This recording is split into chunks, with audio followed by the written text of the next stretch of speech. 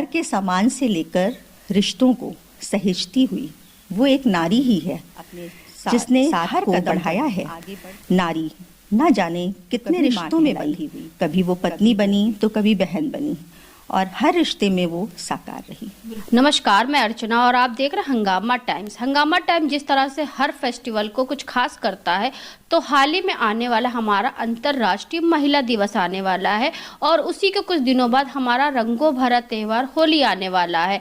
तो जिस तरह से हर फेस्टिवल को हंगामा टाइम्स कुछ खास करता है, तो इस अंतर्राष्ट्रीय महिला दिवस पर लखनऊ की कुछ खास महिलाओं से हम बातचीत कर रहे हैं कि किस तरह से वो अन्य महिलाओं से हट करके अपनी पहचान बना रही हैं।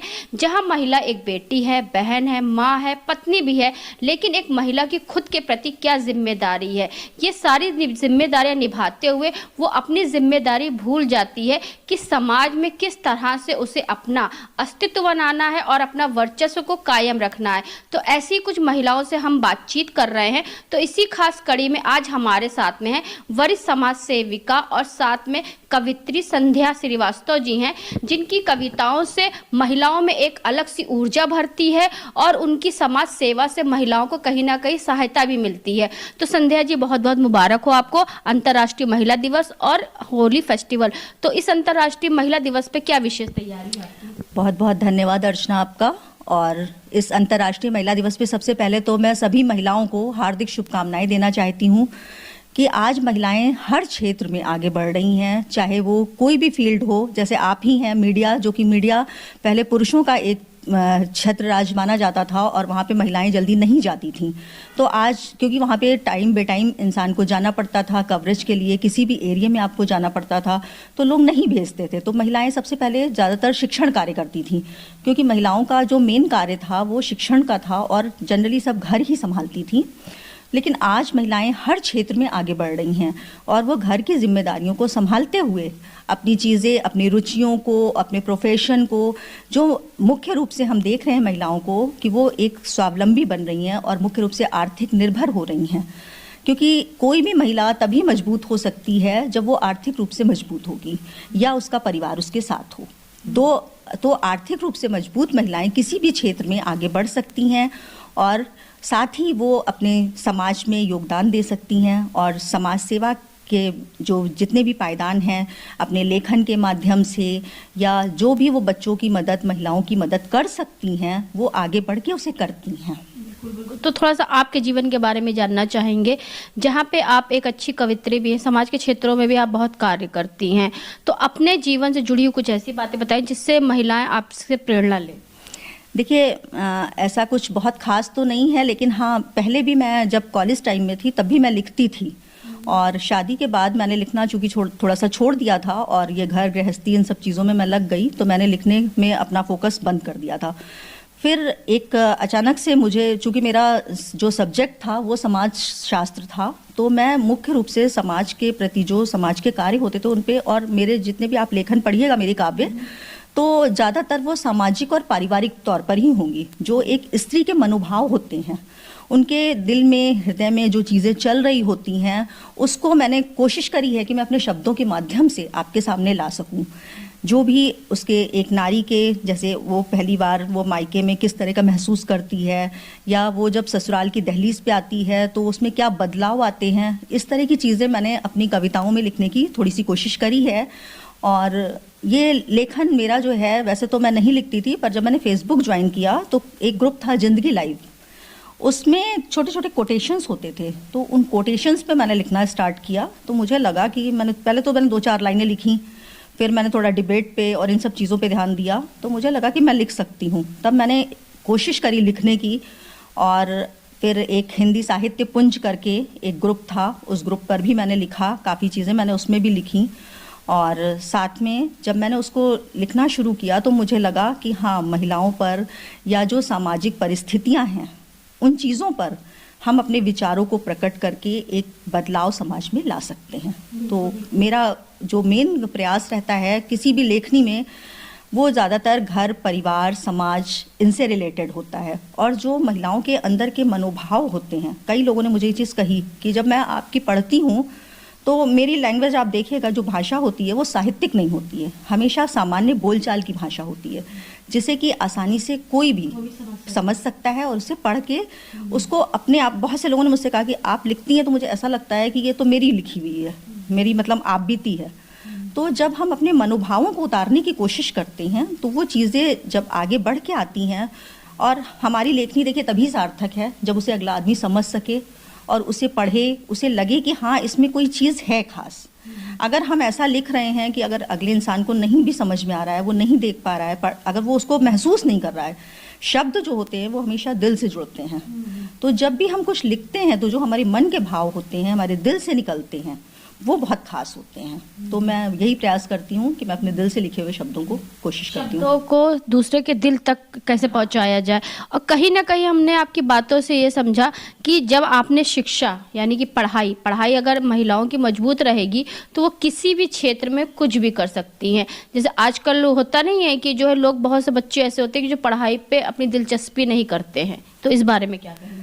देखिए, बच्चों की पढ़ाई की दिलचस्पी की जहाँ तक आजकल बात है, तो आजकल बच्चों के ऊपर पढ़ाई का प्रेशर बहुत ज़्यादा है, और उसकी वजह से उनकी जितनी भी शारीरिक प्रतिक्रियाएं, क्षमताएं हैं, उनकी फिजिकल एक्टिविटीज़ बिल्कुल भी अब बच्चों की नहीं हो पाती हैं। और मोबाइल को हम दोष जरूर देते हैं कि बच्चे बहुत मोबाइल चलाते हैं, लेकिन कहीं ना कहीं उसके लिए हमारा स्कूल प्रशासन ही दोषी है, क्योंकि वो सारा होमवर्क बच्चों को मोबाइल पे भेज रहा है। तो हम बच्चों को मोबाइल कैसे नहीं देंगे? भाई बच्चों को मोबाइल देना हमारी मजबूरी है, उनका सारा काम उसी में आ रहा है। तो पहले टीचर्स, जैसे पहले की जो पढ़ाई का एक तरीका था कि हम लोग को होमवर्क दिया जाता था, हम लोग उसको मन से करते थे, और हम लोग को खेल कूद, पीटी, ये सब कराया जाता था। पर आजकल के बच्चों का क्या है कि वो केवल सिर्फ उनको मोबाइल में ही सारा वर्क दे दिया जाता है और वो बच्चे सिर्फ मोबाइल से काम करते हैं। तो कहीं ना कहीं ये हमारी पूरी जो प्रणाली है, शिक्षा प्रणाली, ये बच्चों पे हद से ज़्यादा प्रेशर दे रही है, जिसकी वजह से बच्चों का मन पढ़ाई से थोड़ा सा दूर हट रहा है। क्योंकि उनके पास सारा दिन उनका रूटीन क्या है कि वो सुबह इतना भारी वो बस्ता बेचारे बच्चे लेके जाते हैं, जो समझिए कि उन पे पूरा बोझ रहता है। 3-3 बजे स्कूल से आ रहे हैं, 4-4 बजे, उसके बाद फिर वो पढ़ाई में लगे हैं, तो वो कोई भी फिजिकल एक्टिविटी कर ही नहीं पाते हैं। जितना भी समय उनका होता है वो मोबाइल में जाता है या टीवी में जाता है।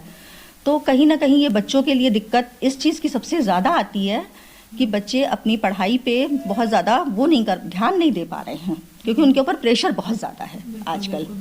क्योंकि आजकल के आधुनिकता के ज़माने में मोबाइल जैसे कि एक होती है ना, लत लग गई है लोगों। बिना मोबाइल के लोग रह ही नहीं पाएंगे। खाना खा रहे तो भी मोबाइल में है, कहीं बाहर जा रहे तो भी मोबाइल, अगर 4 लोगों के बीच में बैठा है बच्चा तो भी वो मोबाइल में ही लगा हुआ है। हाँ, ये आपने बिल्कुल सही कहा कि बच्चे मोबाइल में ही लगे रहते हैं, और शायद इसके लिए दोषी हम ही हैं, क्योंकि बच्चों को हम ही शुरू से बच्चों को मोबाइल दे देते हैं कि बेटा हम बच्चे डिस्टर्ब ना करें, घर ना फैलाएं, घर गंदा ना हो, वो कोई फिजिकल एक्टिविटी ना करें, तो हम ही उनको मोबाइल पकड़ा के किनारे बैठा देते हैं कि बेटा लो तुम मोबाइल चलाओ, और वो आराम से अपना मोबाइल चलाते हैं। उससे हमारा क्या है, घर भी हमारा सुव्यवस्थित रहता है। जब देखिए हम लोग का जब बचपन था तो हम लोग क्या करते थे, मिट्टी ले आते थे बाहर से और खिलौने बना रहे हैं। हम लोग के माता पिता ने कभी नहीं रोका कि बेटा तुमने ये क्यों फैलाया, क्यों गंदगी की। तो हम लोग की वो एक्टिविटी थी। लेकिन आजकल हम लोग क्या है, हम लोग बच्चों को बहुत ज़्यादा उसमें रखते हैं कि बेटा ये मत फैलाना, वो मत फैलाना, कहीं पे बिस्तर ना खराब हो जाए, ये ना खराब हो जाए। तो बच्चे बेचारे क्या करेंगे, वो मोबाइल चलाएंगे ही चलाएंगे।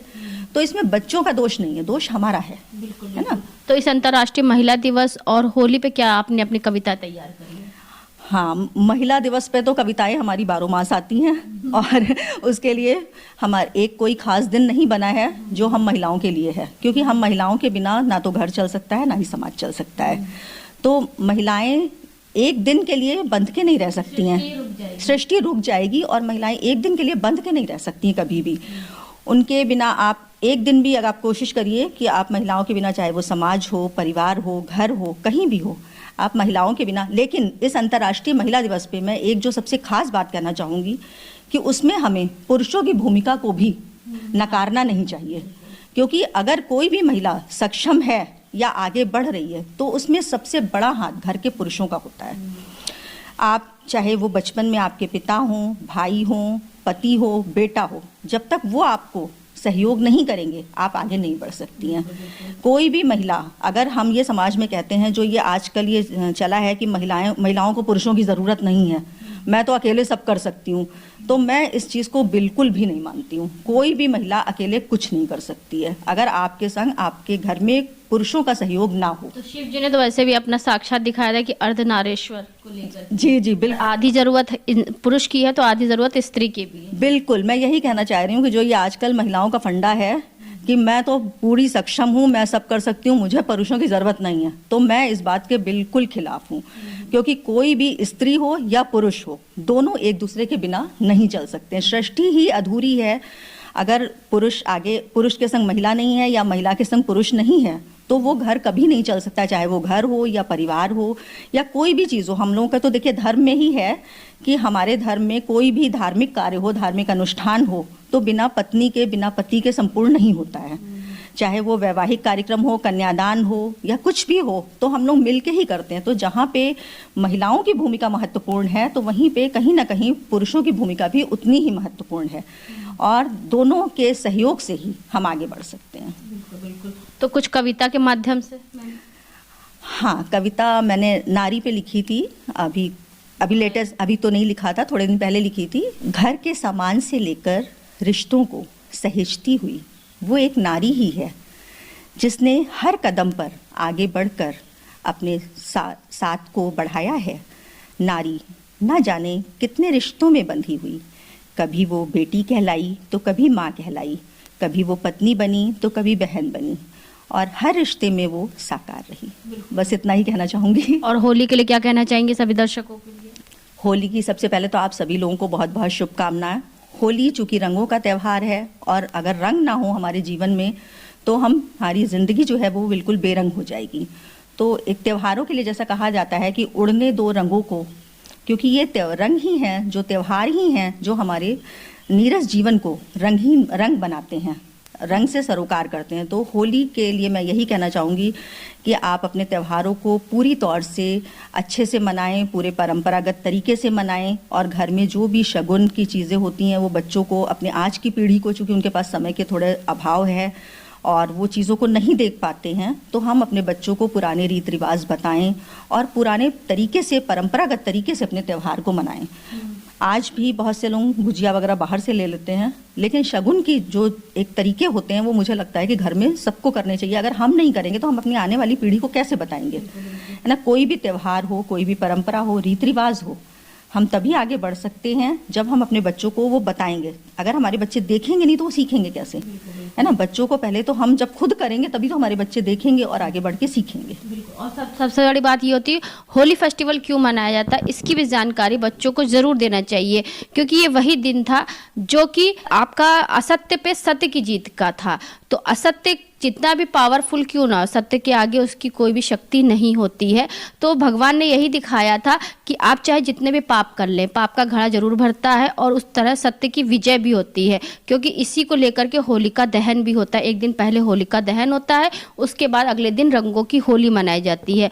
तो ये थी हमारे साथ में वरिष्ठ समाज सेविका संध्या श्रीवास्तव जी, और साथ में कवित्री भी हैं जिन्होंने अपनी कविताओं के माध्यम से महिलाओं को एक अलग सा जागरूक करती हैं, और परिवार क्या है और परिवार में किस तरह से हमें मिलजुल करके रहना चाहिए। जैसे चाय में चीनी मिल जाती है और चाय में जैसे जिस तरह से दूध मिल जाता है, उस तरह से परिवार के साथ में मिलजुल करके, चाहे फेस्टिवल हो चाहे कोई अन्य त्यौहार हो, इसके लिए उनसे हमने बात करी कि किस तरह से वो अपनी कविताओं के माध्यम से सभी देशवासियों को क्या शुभकामनाएं दे रहे हैं।